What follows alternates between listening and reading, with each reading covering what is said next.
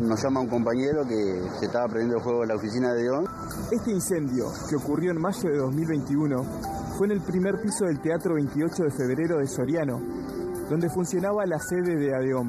Daños personales, en general, el sindicato va a sufrir muchísimo porque ahí en esa oficina está todo lo que es archivo, documentación de todos los socios. 3 años después, la justicia imputó por este incendio al presidente de ADEOM, Soriano, y al tesorero del sindicato, José Luis Pica, por lo que se entendió que fue un incendio intencional y tenía como objetivo deshacerse de documentación. La fiscal Estela El Ciaturi había solicitado a la jueza la determinación de intervenir las comunicaciones de los dirigentes sindicales, que en definitiva fue la puerta para descubrir la participación de otros implicados, entre ellos el exintendente de Soriano y candidato nacionalista a la reelección, Guillermo Besosi. Delitos de peculado reiterados, delitos de cohecho simple, delitos de tráfico de influencias, delitos de abuso de funciones. Si no recuerdo mal, son esos. Pero siempre puse lo primero, lo humano.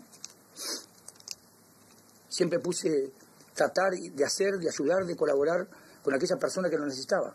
Según surge de la carpeta fiscal, los imputados se apropiaban de los combustibles y lubricantes pertenecientes a la Intendencia de Soriano y los comercializaban con particulares. Denuncias de las intendentes y fundamentalmente en Soriano, lo tengo que hablar porque hace años que me ha tocado estar ahí a cada rato, ¿no es cierto? Hoy tenemos una fiscal que gracias a Dios se ha ocupado de muy buena manera de esto. En esta audiencia se formalizó la investigación que seguía la Fiscalía respecto de 7 coimputados, el exintendente, el secretario general de la Intendencia, el prosecretario, el director de obras, el encargado de logística, el encargado de Hacienda. Esto está vinculado a un presunto manejo irregular de los dineros públicos. La Fiscalía solicitó una medida cautelar privativa de libertad que consiste en arresto domiciliario total monitoreado con dispositivo electrónico. Tengo una pulsera, no tengo vergüenza de decir que tengo una pulsera en la pata. No tengo vergüenza. Creo en la justicia de este país. Sigo creciendo en la justicia de este país.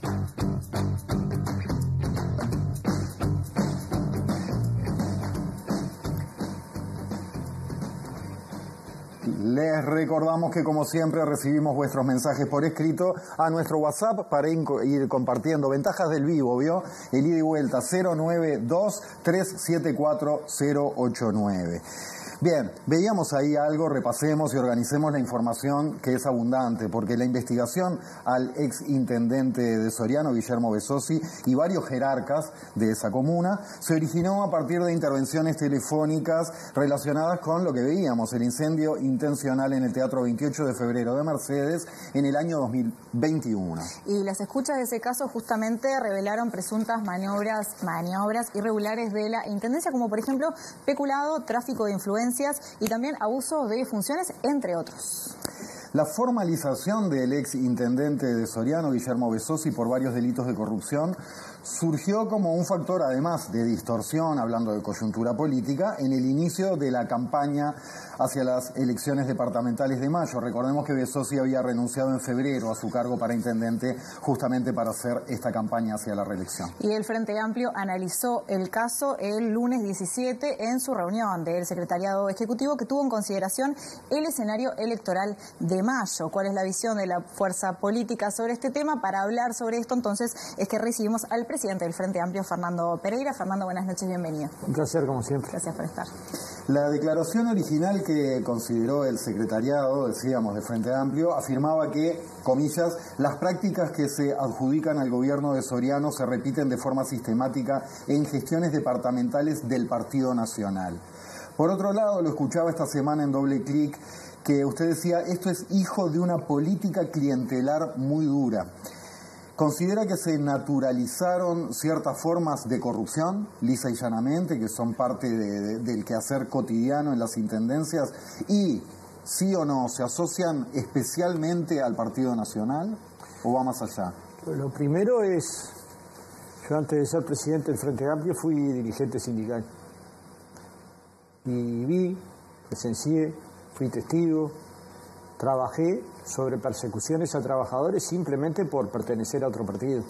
O es más, persecuciones a trabajadores por cambiarse lista dentro del mismo Partido Nacional. Eso a mí no me lo contó nadie, yo estaba ahí, igual que estaban los dirigentes de los ADIOM locales que le tocó estas situaciones.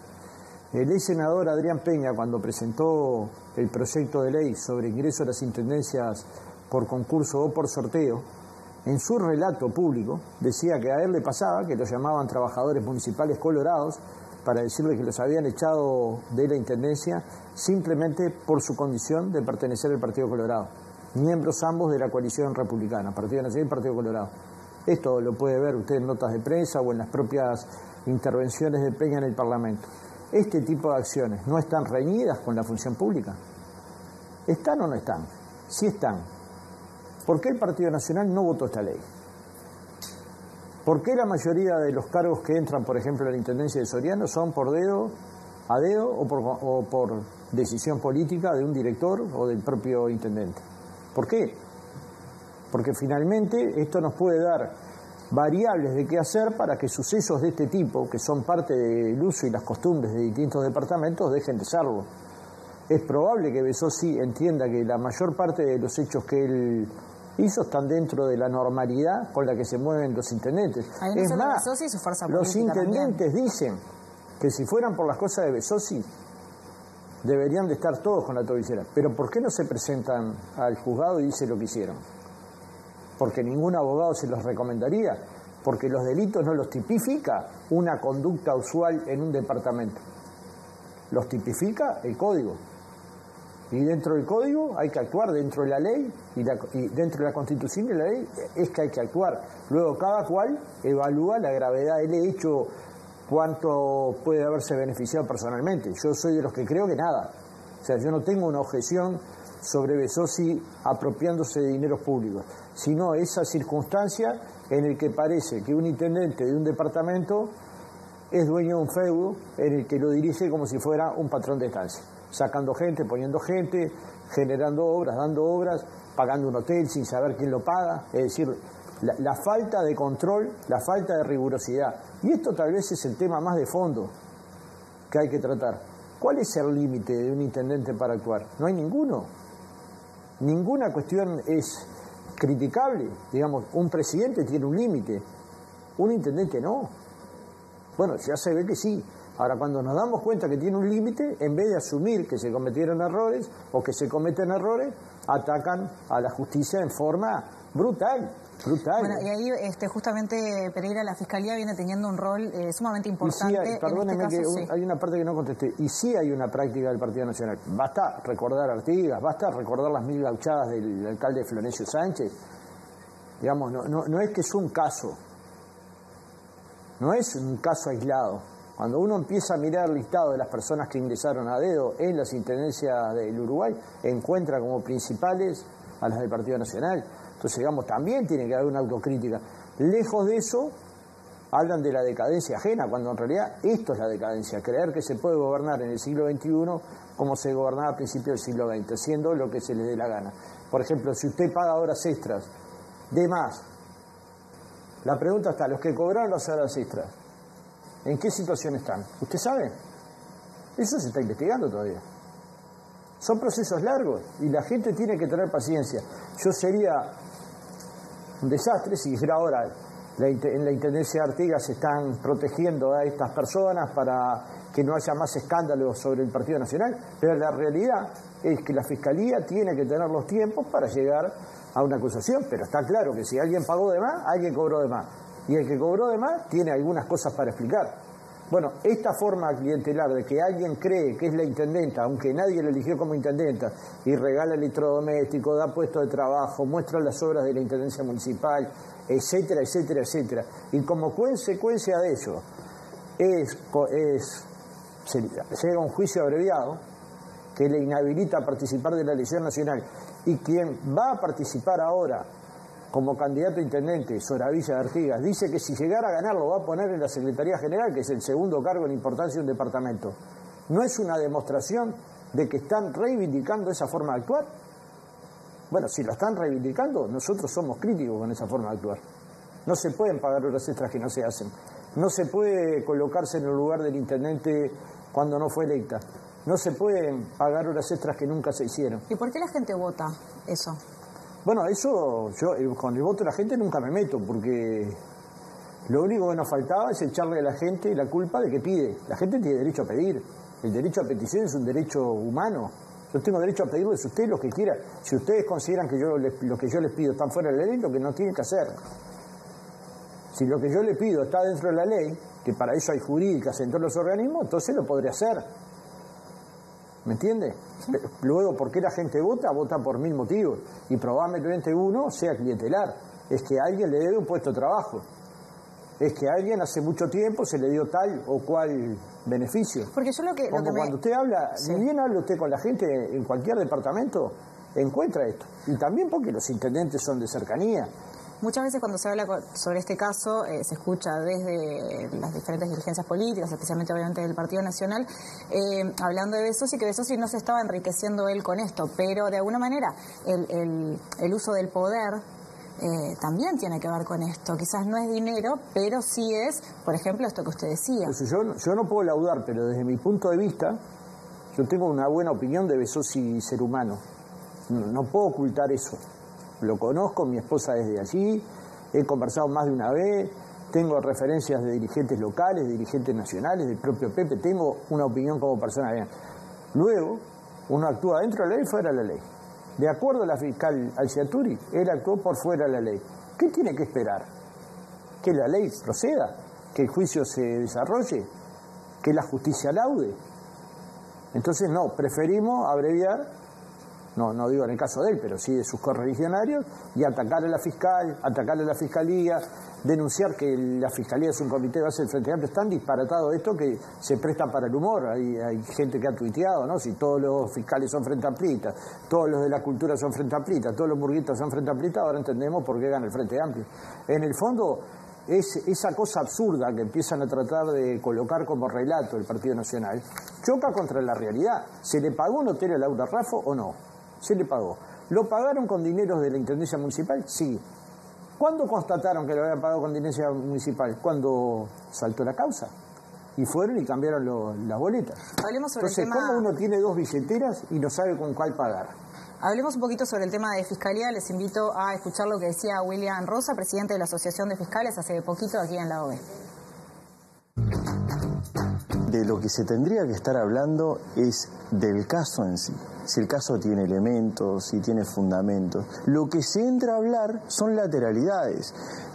Si la Fiscalía es un centro de operaciones políticas, ¿alguien puede creer realmente que la Fiscalía es un centro de operaciones políticas? Es insultar la inteligencia de la ciudadanía decir eso. Y esas personas que critican a la Fiscalía porque criticar se puede criticar, obviamente, que acusan a la Fiscalía de ser un centro de operaciones políticas, después son las que se niegan a prestar los votos para que exista un fiscal general como debe existir. Entonces, ahí hay una clara situación que es absolutamente perjudicial para el sistema de justicia.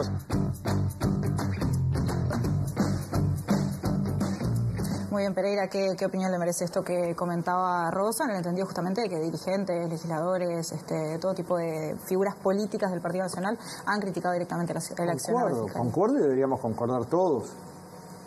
Si nosotros no confiamos en nuestro sistema de justicia, ¿quién va a laudar nuestras diferencias? ¿Quién va a laudar nuestros problemas?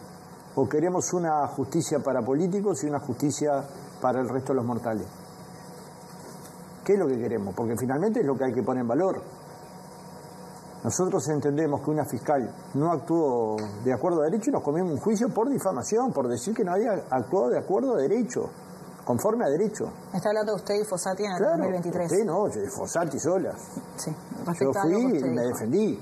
Y obviamente la causa se archivó porque no tenía objeto. Yo tengo derecho a opinar.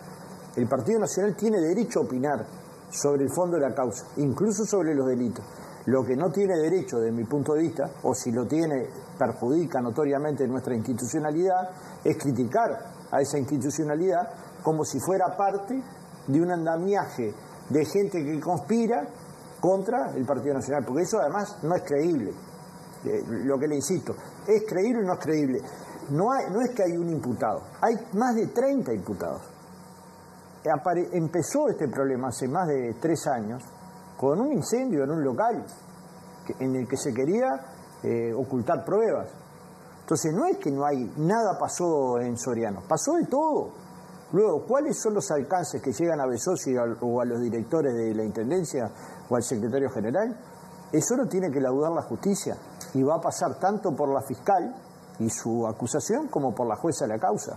Entonces, digamos, cuando uno empieza a embarullar tanto que finalmente lo que quiere es que la justicia se decreta al grito en Uruguay no funciona. Al empujón en Uruguay no funciona.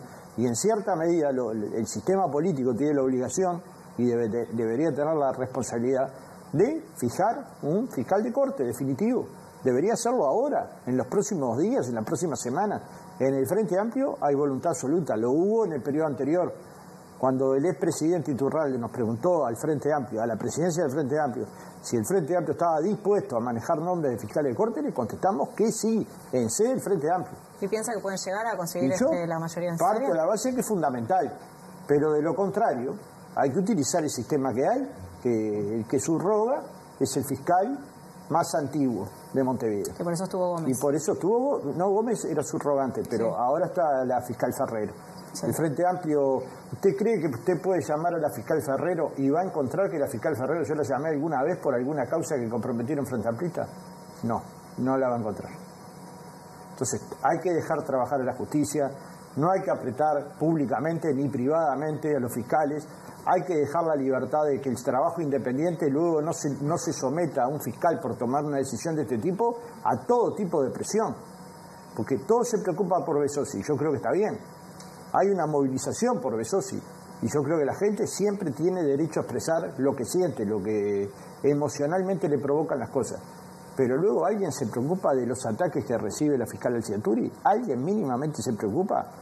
¿O solo nos preocupamos de unas personas y las otras que se encargue la vida? Entonces, digamos, también cuando hablamos de humanismo tenemos que ser un poco más claro. El humanismo no divide entre unos y otros. Marca referencias para cuidar a todos los que estamos en un sistema que tiene sus complejidades. Y claramente uno puede sentir que se lo está acusando indebidamente o ilegítimamente. Y tiene 1000 formas de defenderse. Yo no digo que no sea un momento duro, porque no se lo deseo a nadie. Es más, no desearía nunca que eso hubiera sucedido. Ni para esta intendencia ni para otra. Preferiría que todo se hiciera dentro de la ley.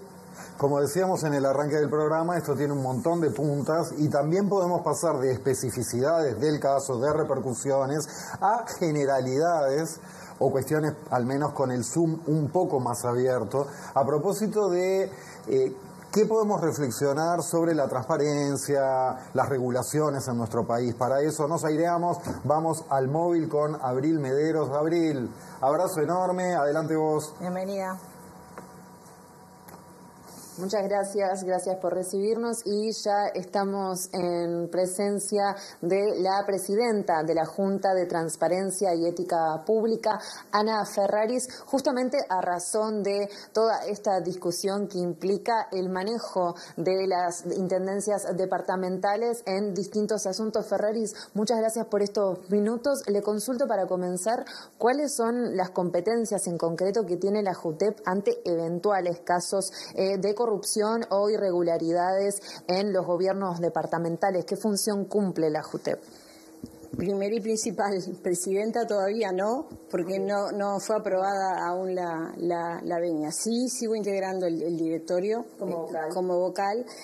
Y bueno, hecha esta aclaración, decirte las potestades que tiene la JUTEP, bueno, como organismo de control de la corrupción y bueno, de alguna manera garante de la transparencia y la ética pública, tiene atribuciones, tiene algunas competencias, por ejemplo, a través de la tramitación de las denuncias que lleguen sobre actos de esa naturaleza, ya sea porque la ciudadanía misma las plantea o porque nosotros mismos en el directorio, frente a determinado tipo de situaciones que tomamos conocimiento de irregularidades de esa naturaleza, bueno, planteamos que el asunto sea tratado, analizado y que el organismo emita un pronunciamiento al respecto. Decíamos recién que usted no puede referirse al caso del exintendente de Soriano, Guillermo Besosi, justamente porque está en la órbita de la Fiscalía. De todas maneras, esta problemática sobre irregularidades en los gobiernos departamentales tiene distintos matices. Usted hablaba de que falta voluntad política a veces en los organismos que tienen competencia en esos asuntos. ¿Cómo puede ampliar esa idea? ¿Cuál es la situación que ocurre? ¿Está naturalizado cierto comportamiento? Sí, para responderlo por el final, yo entiendo que sí, que tenemos un problema serio en términos culturales, de que parecería que en algunas zonas del país algunas prácticas están naturalizadas, que en otros lugares no.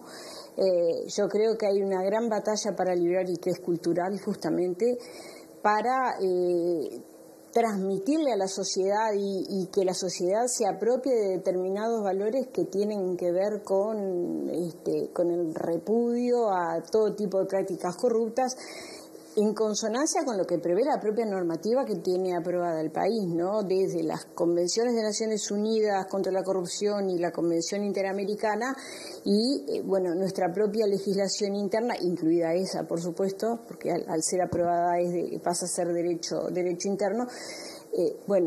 Ese trabajo es un trabajo crucial que hay que hacerlo, pero ya. Rápidamente empezar a trabajar, y me parece que la formación podía ser a través de la formación de los funcionarios a nivel de los gobiernos departamentales. Nosotros podríamos ayudar en eso. Sería una forma. El control es mucho más amplio y hay muchos actores que intervienen en términos de contralor, desde las juntas departamentales, con todos los mecanismos que la Constitución les habilita, pedidos de informe, llamados a sala, comisiones investigadoras, llegando incluso hasta el propio juicio político, y después otros controles a los que está sometida la administración pública. El control de legalidad del gasto a través del Tribunal de Cuentas, el control que hace la propia sociedad a través de, no solamente a través de sus representantes, es una democracia representativa, sino en forma directa, a través de los pedidos de acceso a la información y a través de la denuncia. Mecanismos hay. El punto es cómo se...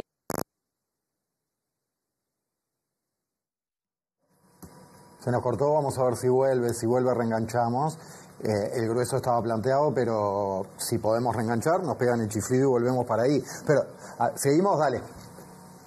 Habitual es que las juntas departamentales analicen situaciones como esta. Las denuncias que ustedes reciben en la JUTEP, ¿de dónde provienen? Normalmente de la propia ciudadanía y de ediles. Yo he recibido denuncias concretas, en la JUTEP hemos recibido denuncias formuladas por ediles, que no han prosperado en el ámbito departamental y que terminan siendo canalizadas a través de la Junta de Transparencia y Ética Pública. Una de ellas, no digo que no haya prosperado en la Junta, pero la que me viene ahora a la mente, porque es de las más recientes que ingresó, fue la que involucra a la Intendencia de Florida. Esa la presentó un edil por una serie de irregularidades que, no puedo extenderme más porque finalmente la propia JUTEP lo remitió a la Fiscalía y está en trámite judicial. Entonces, pero a lo que voy es denunciar. Pueden denunciar funcionarios en forma anónima, en forma nominada. Hay una serie de mecanismos que permiten que nosotros tomemos conocimiento de ese tipo de situaciones. Ferraris, ¿qué importancia tiene en ese sentido la legislación? Porque han habido proyectos, por ejemplo, el que apunta al ingreso por concurso obligatorio a las intendencias y las normativas también entra el proyecto de transparencia para los partidos políticos. ¿Qué importancia tiene la legislación a la hora de controlar la transparencia? Mucha importancia referida a la normativa que establezca con carácter obligatorio el ingreso a la función pública en los gobiernos departamentales, que se realice a través de mecanismos transparentes, concursos, sorteos, bueno, lo que prevea la normativa es fundamental. La OEA, yo vengo ahora de participar del mecanismo de seguimiento de la Convención Interamericana en la OEA, y uno de los capítulos donde la OEA nos controla y nos hace el seguimiento del cumplimiento de la Convención tiene que ver con justamente eso, cómo se ingresa a la función pública. Nosotros casi todos los años estamos reportando esa información porque es una fuente importante de consulta y que se presta, porque en realidad se presta para políticas clientelares, ¿no? Y bueno, justamente en esta oportunidad uno de los temas sobre los cuales se trabajó fue justamente ese. Y Uruguay está en debe en eso, a nivel de los gobiernos departamentales. Y esto no tiene nada que ver la autonomía, porque la Constitución establece en el artículo 64 que por 2/3 de votos, tratándose de asuntos de esa naturaleza, perfectamente se puede legislar. Uruguay no es un estado federal, así que podríamos tranquilamente avanzar en eso. Ferrari, ya para ir cerrando, le consulto a poco de asumir como presidenta de la JUTEP, ¿por dónde buscará ir esta próxima gestión, administración en este organismo y cuál es la necesidad presupuestal, si se está en condiciones de trabajar? Decíamos recién que la JUTEP no tiene potestad sancionatoria. ¿Dónde están los asuntos a fortalecer allí? Los asuntos a fortalecer son en dos frentes. A nivel institucional, sin duda, pero nosotros tenemos vacantes para llenar, que en estos 5 años no se llenaron. Bueno, la idea es, una vez que esté instalado el directorio, empezar a trabajar en eso, fortalecer con más personal calificado, perfilado a los cometidos, de acuerdo a los cometidos que tiene el organismo. Y bueno, y después fortalecer los mecanismos de denuncia, los canales de denuncia, y eso es fundamental, porque no está reglamentado, ¿no? Y trabajar mucho sobre todo con el interior también en ese aspecto, de tratar de acompañar. Y un frente importante de trabajo, entiendo yo, es la formación. Muchas gracias, Ferraris. A ustedes. Bueno, la palabra allí de la vocal y futura presidenta de la Junta de Transparencia y Ética Pública. Volvemos a estudios. Gracias, Abril. Nos reencontramos entonces en cualquier domingo, en cualquier momento. Pereira, queda claro, tiene muchas puntas, los organismos de Contralor más fuertes, una cultura democrática que de repente evalúe de otra manera estos hechos. Hay mucho para hablar. Ahora, concretamente, en avances legislativos, ¿qué expectativa tiene el Frente Amplio para este periodo? Bueno, naturalmente, votar una ley de ingreso a las intendencias por concurso, por sorteo. ¿Qué saldrá? ¿Se podrá? Bueno, uno debería suponer que sí, porque si está en los postulados del Frente Amplio y estuvo en los compromisos de la coalición republicana escritos, uno supone que no debería haber ninguna dificultad. ¿Esto resuelve la totalidad del problema? No, pero es una señal en el sentido adecuado.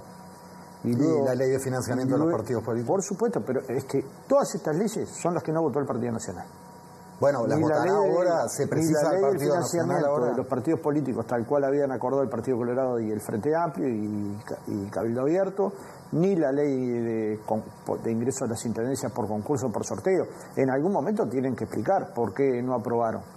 Porque también han tenido actitudes ante Fiscalía, algunos miembros del Partido Nacional, que son altamente cuestionables.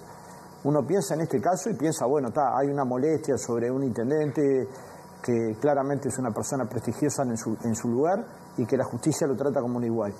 Pero luego vimos casos de intentar estafar a la justicia, estafar el proceso legal. Es decir, vimos el caso Penades, cómo se lo intentó camuflar con la participación del director de la inteligencia carcelaria, con miembros de la Corte Electoral, con otros policías. Esto no es que uno lo inventa en su condición de frente amplista. Esto pasó en Uruguay y lo denunció la fiscal Guione, se vio el flujograma. Esa investigación sigue en proceso y probablemente dé más información. Pero lo que tenemos que hacer todos los que integramos el sistema político es dar garantías de que vamos a actuar dentro de la Constitución y la ley. Naturalmente en el Uruguay no está penado que un intendente le dé un cargo a alguien a dedo. Ahora, ¿está bien? uno tiene que tomar a la persona más amiga del intendente o a la que está más capacitada para la función. ¿Usted cree que sí, que este periodo puede ser en el que se apruebe el financiamiento de los partidos políticos y la entrada por concurso sorteo, por decirlo muy resumido? Yo creo que sí, y el Frente Amplio siempre va a tener los votos colocados.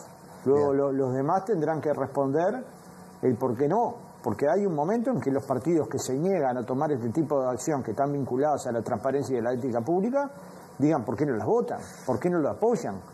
¿Cuál es la lógica de querer mantener un sistema que a todas las luces trae estas patologías? Entre otras, creer que se actúa bien cuando se está violentando la norma, como mínimo la norma. Seguimos sumando miradas, nos vamos al interior. Sí, nos vamos en este caso para Salto, porque allí está el politólogo Ernesto Nieto, a quien recibimos esta noche. Gracias por estar con nosotros. ¿Cómo andás? ¿Qué tal? Buenas noches, ¿cómo andas? Un gusto. Ernesto, bueno, venías escuchando un poco lo que estábamos hablando. Tú has dicho en otras notas que justamente consideras que la democracia en nuestro país funciona bien en general, pero hay una cuestión, si miramos más al detalle en los diferentes departamentos. ¿A qué te referís con esto y qué es lo que está pasando entonces? Bueno, en realidad hay un grupo de colegas del Departamento de Ciencia Política que hace tiempo que venimos investigando estas cuestiones.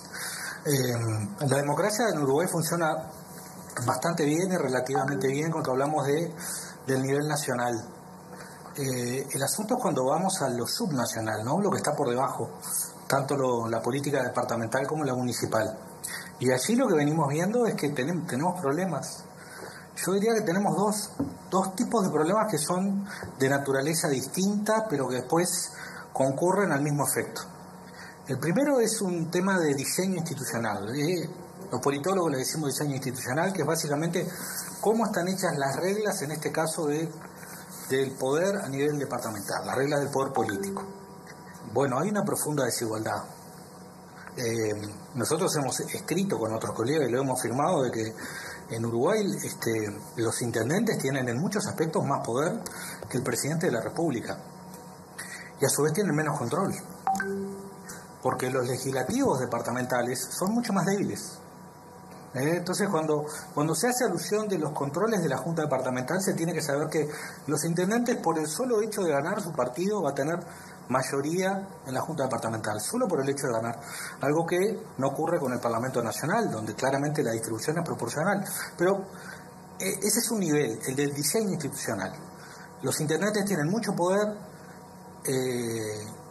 Las juntas tienen poca capacidad de controlarlo, pero a su vez organismos nacionales tienen también poca capacidad de injerencia y de controlar un montón de actos administrativos de los intendentes. Eso por un lado. Por otro lado, lo que resulta de esto, que es un conjunto de prácticas que se repiten en el tiempo, un conjunto de culturas políticas que se transmiten de generación en generación, y esto es mucho más complicado de cambiar. Porque el diseño institucional, si bien a ningún intendente le gusta, y esto lo he hablado con muchos y de todos los partidos, ninguno quiere saber con que le quiten mayoría automática en la Junta, ninguno quiere tener más controles, son muy pocos los que están dispuestos a aceptar que el ingreso a las intendencias sea por concurso, por sorteo, muy poquitos, más allá que públicamente algunos otros digan otra cosa. El problema está en la cultura política que hemos venido generando. La manera que ustedes decían hoy al comienzo que esto sea naturalizado. Bueno, eso es cultura política. La forma en que se repite una manera de pensar sobre los asuntos políticos, que se transmite una idea de generación en generación. Y lo que estamos viendo con el caso de Soriano y de Besossi concretamente es un caso típico en donde tenemos una cultura política que, a diferencia de lo que pasa a nivel nacional, donde se exige bastante transparencia y donde de alguna manera la sociedad sanciona los hechos de corrupción, aparente corrupción, comportamientos despegados de la ley, a nivel subnacional eso no es así. Y eso tiene que ver con un conjunto de prácticas que se repiten en el tiempo, que tienen que ver, bueno, con clientelismo, nepotismo, gauchadas, entre comillas, de todo tipo, aunque muchas veces estén por fuera de los actos administrativos como se deben proceder. Pero este nivel es el nivel sobre el que se asientan muchas veces las prácticas democráticas. Tan importante como las leyes, ya termino, tan importante como las leyes es lo que esas leyes producen en la ciudadanía a la hora de comportarse y de pensar los fenómenos políticos. Sí, no, y justamente a propósito de esta posible, en muchos casos, naturalización de estas prácticas, después a partir de ahí viene una victimización como un recurso político recurrente. Quiero compartir contigo y con todos 3 voces del Partido Nacional de estos últimos días y a propósito de esto: Laura Raffo, Nicolás Olivera y Graciela Bianchi. 1 minuto de esto y desde ahí la seguimos.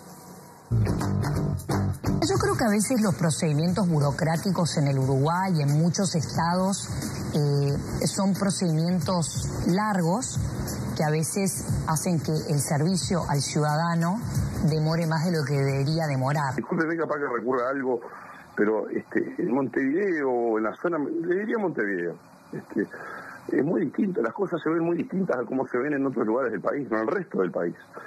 Porque el intendente es el hombre más cercano, es la figura más cercana que el vecino tiene, es la figura que sabe dónde, la gente sabe dónde vive, le tocan timbre a cualquier hora por una situación, por un planteo. Hay amigos que conozco muy bien que no quieren ser más intendentes, porque la población entiende que los favores son naturalizados, mientras no no nos hagamos los hipócritas. Yo como senadora recibo llamadas de gente que no conozco a ver si le cambian el turno del liceo al hijo. A ver. Entonces, Nieto, 2 cuestiones. 1, reflexiones sobre esto que escuchábamos. Y 2, y a propósito también de la cultura política, cómo analiza, que esto ya es más de candente actualidad del día, la marcha de hoy bajo el lema Todos somos Besossi. Empecemos por lo que decían los políticos. Bueno, a ver, el primer paso, y quedó expuesto en la primera conferencia de prensa que dio el exintendente de Besossi, es la victimización.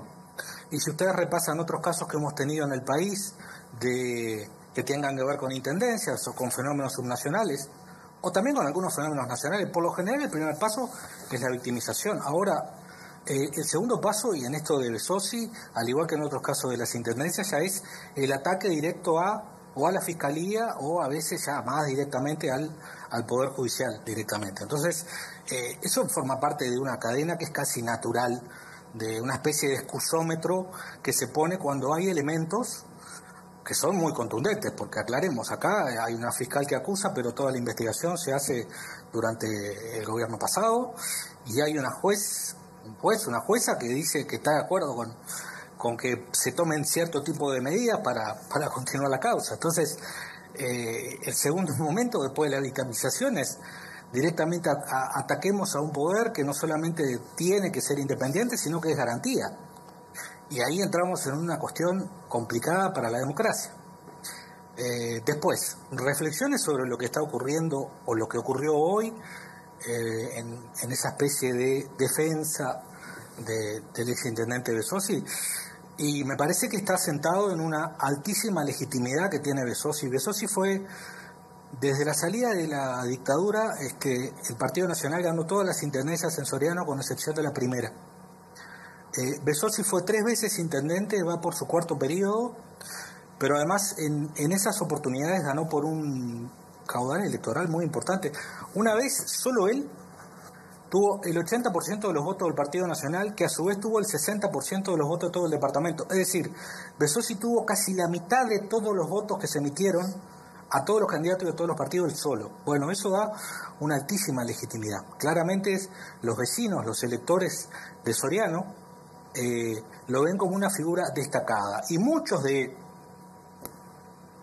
ataque. Ahora, esa sensación de ataque o de atropello al buen vecino, al que hace gauchadas, al maganudo, no quiere decir que no se transgredan las leyes. Y ahí viene el problema. Cuando la cultura política entiende que, a pesar de que se transgredan las leyes, igual hay alguien que tenemos que defender. Allí tenemos un problema. Es un problema que ha generado un conjunto de prácticas sistemáticas, repetidas, no desde la salida de la dictadura, desde antes, durante décadas.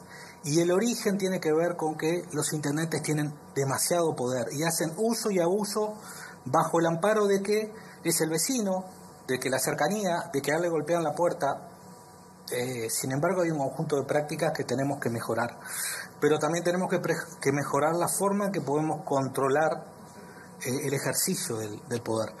Si no, lamentablemente la cultura política no la vamos a poder cambiar, porque una cosa está íntimamente relacionada con la otra. Nieto, ¿y considera que esto que está pasando puede tener algún impacto fuera de Soriano, quizás en otras intendencias?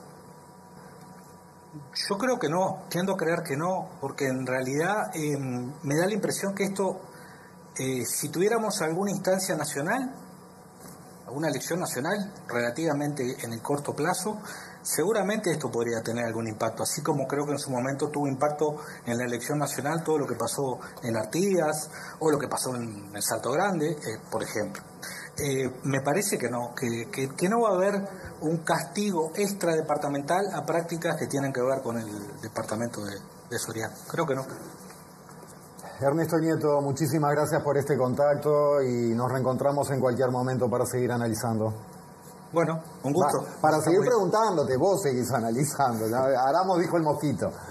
Gracias. Se hace lo que se puede. Que pase bien. Abrazo, gracias. Muy bien, Pereira, ¿quiere hacer algún comentario en particular sobre todo esto que comentó Nieto? Sí, que nos debería dar algunas enseñanzas. Acá hemos vivido en este periodo de 5 años denuncias contra el Ministerio de Vivienda, que fueron todas archivadas, denuncias contra la vicepresidenta de la República, que fueron 2 veces archivadas, una fue pedida que se reabriera por el presidente de la República. Hemos visto cómo se lo persiguió al Flaco de los Santos, al ex intendente de Maldonado, con 4 distintas denuncias de Antía, que después dice que hay que tener cuidado con los intendentes, ¿no? Y eso no fue una acción que la justicia investigó, sino denuncias de la propia intendencia. Y del otro lado, una fiscalía que está actuando con total libertad, que hizo un proceso largo de 2021 a 2025 y que llega a unas conclusiones. Si esto tiene efectos electorales, no es un valor sumamente importante. Es importante si tiene resultados en el cambio de la metodología política. Si empezamos a darnos cuenta que no se puede hacer cualquier cosa. ¿Piensa que lo puede tener o no? ¿Piensa que lo puede tener o no? Porque desde el Partido Nacional parecería ser, por cómo se defienda el socio, que no. Bueno, a mí me preocupa mucho cómo se han posicionado, porque me preocupa no porque no entienda, pero si alguien dice, la gente pide para que un muchacho cambie de educación secundaria, entonces la sociedad es clientelar, la gente pide. El que gobierna tiene que decir esto está o no está de acuerdo a la ley. Si está de acuerdo a la ley, no tiene ningún problema en hacerlo. Acá no está penado con un intendente si una casa se llueve se coloque una chapa. Está penado si se hace mal. Entonces, digamos, de alguna manera que la gente empiece a asumir que la mejor manera de compartir una comunidad es que las cosas se hagan bien. Bueno, entonces habremos hecho un cambio muy importante en la sociedad uruguaya, que puede partir por estos proyectos de ley que son mínimos, pero que sobre todo tiene que partir por una práctica de los gobiernos departamentales y municipales que no sea clientelar. Clientelar me refiero a favorecer a hombres y mujeres que votan a su partido, que generan agrupaciones, entonces ahí es donde se cometen faltas. Y luego la presunción de inocencia. Hasta ahora Besosi que es inocente. Si de lo contrario, pasado el tiempo que va a llevar el juicio, se demostrara que fue culpable de todo delito, pasará a ser culpable. Pero debería quedarnos otras enseñanzas. ¿Qué se debe hacer en los gobiernos municipales? ¿Cuáles son los papeles de las juntas departamentales? Si tienen que tener mayoría automática o no, ese puede ser un tema, pero en verdad, en la mayoría de los departamentos donde se ganan las intendencias, además se gana la mayoría independientemente que no tengan la mitad de los votos. O sea, pero tendrían que tener los ediles tarea completa o tarea full time, o hacer su tarea solo en el tiempo libre. Entonces, hay un conjunto de preguntas que nos tenemos que formular para encontrar que haya transparencia dentro de los gobiernos municipales. La última por mi parte, Pereira. Usted se manifestó también en distintas notas preocupado por no fomentar una brecha entre los pobladores de Soriano, entre la gente de Soriano. Entonces, ¿dónde puede estar el punto de equilibrio entre observar, ser críticos, confrontar, señalar y no fomentar esa brecha? Bueno, que yo creo que hay una forma de comunicarnos, de expresarnos, que puede o no fomentar una brecha. Nosotros si decimos Besosi es inocente hasta que se demuestre lo contrario, no estamos fomentando ninguna brecha. si decimos la política clientelar es una política que hay que modificarla, no estamos generando ninguna brecha. Y luego en departamentos donde vive personas que se conocen, en Mercedes son algo más de 40.000, las personas no pueden generar enfrentamientos entre los que defienden a Besós y se sienten parte y los que no, porque así no es la vida, sino si somos posibles si son posibles los mercenarios o cualquier habitante de cualquier otro departamento, de construir consensos de qué se debería hacer en cada departamento, porque luego eso le genera determinado tipo de límites a los intendentes que empiezan a entender que no pueden hacer cualquier cosa, como planteaba el político de Nieto. Hay una cultura de creer, bueno, lo decía Olivera, no es lo mismo que Montevideo, porque a mí me golpean la puerta, pero si te golpean la puerta por algo que es ilegal, hay que decir que no. Sencillamente hay que decir que no. Si te golpea la puerta un correligionario o alguien que no lo es para pedirte algo que es legal, hay que decir que sí.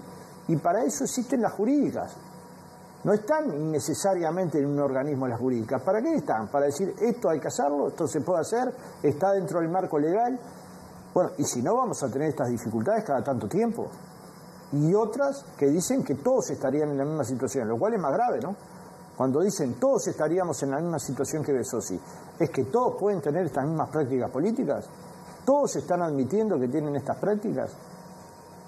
Esto es severo, y si las tienen, aunque la justicia no los hayan investigado, ¿no será el tiempo de cambiar estas prácticas? En ese sentido, y la última sí, para cerrar, ¿cómo ve la capacidad de negociación a la interna en el Parlamento, teniendo en cuenta que hay más de una iniciativa que busca regular justamente este tema de las intendencias, que se necesita mayoría calificada y que en diputados creo que incluso con el Partido Colorado no se estaría llegando, hay que salir a buscar más? Bueno, yo más espero que se vote, y si no, que la ciudadanía preste atención. Vamos, la ciudadanía finalmente es la decisora. Nosotros podríamos haber trabajado 4 años para cambiar de gobierno y la ciudadanía podría haber ratificado el gobierno. La ciudadanía mayoritariamente entendió que el gobierno tenía que ser el Frente Amplio. En la medida que la ciudadanía pueda actuar como balance de la acción política, también la política empieza a mirar cada hecho que va a suceder o a votar con esta mirada, con lo que luego va a resolver la ciudadanía. Y no puede ser que si todos nos damos cuenta que un problema es el ingreso por sorteo o por concurso y no se vota, la ciudadanía tiene que poder ser crítica con aquellos que no lo votaron. Y como nos pasó en la última oportunidad, quien no lo votó, quien no quiso votarlo fue el Partido Nacional. Pero, perdón que insistamos en esto, ¿espera que se vote?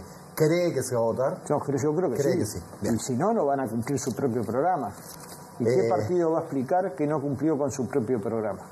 Pereira, gracias, nos reencontramos en cualquier momento. Un placer como siempre estar con ustedes. Fernando Pereira, presidente del Frente Amplio, 18 añitos